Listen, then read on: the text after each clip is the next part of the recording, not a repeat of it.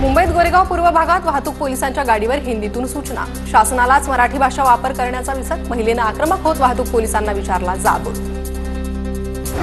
सजावटीच्या प्लास्टिक फुलांवर बंदी नाही, केंद्र सरकारची मुंबई उच्च न्यायालयात भूमिका। सरकारच्या निर्णयाला आव्हान देण्यासाठी न्यायालयाकडून याचिकाकर्त्यांना सुधारित याचिका करण्याची मुभा। मुंबईला अजूनही प्रदूषणाचा विळखा, शहरातील वातावरण धुरकट, इमारतींवर देखील धुळीची चादर। AQI 124 वर तर तापमानातही मोठी वाढ। पुण्यात ई-बाईक टॅक्सीला प्रवासी वाहतूक संघटनांचा विरोध। प्रवासी वाहनांचे पर्याय उपलब्ध असल्यानं ई-बाईक टॅक्सीला परवानगी देऊ नये या रमानाथ झा समितीच्या शिफारसीची अंमलबजावणी करण्याची मागणी। पुणे शहरात अनेक भागातील पाणीपुरवठा आज बंद राहणार। पार्वती, वडगाव, पाषाण, भामा, आसखेड इत्यादी भागात पाणीपुरवठा बंद। देखभाल दुरुस्तीच्या कामासाठी दिवसभर पाणीपुरवठा बंद। उद्या उशिरा कमी दाबाने पाणीपुरवठा होण्याची शक्यता।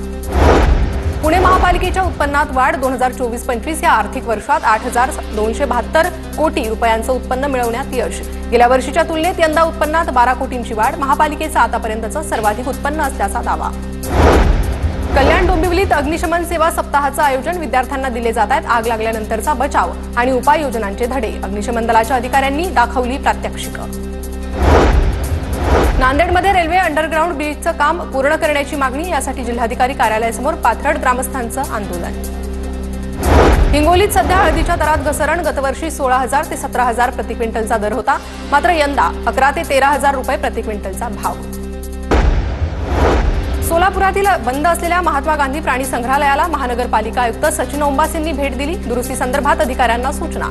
4 वर्षांपासून बंद प्राणी संग्रहालय सुरू करण्यासंदर्भात आढावा घेतला। बुलढाण्यात सकाळपासून वादळी वाऱ्यासह आणि विजांच्या कडकडाटासह अवकाळी पाऊस सुरू। शेतकऱ्यांचं उभ्या पिकांचं पुन्हा नुकसान। बुलढाणा, मोताळा, नांदुरा, शेवगावसह इतर तालुक्यात अवकाळी पाऊस।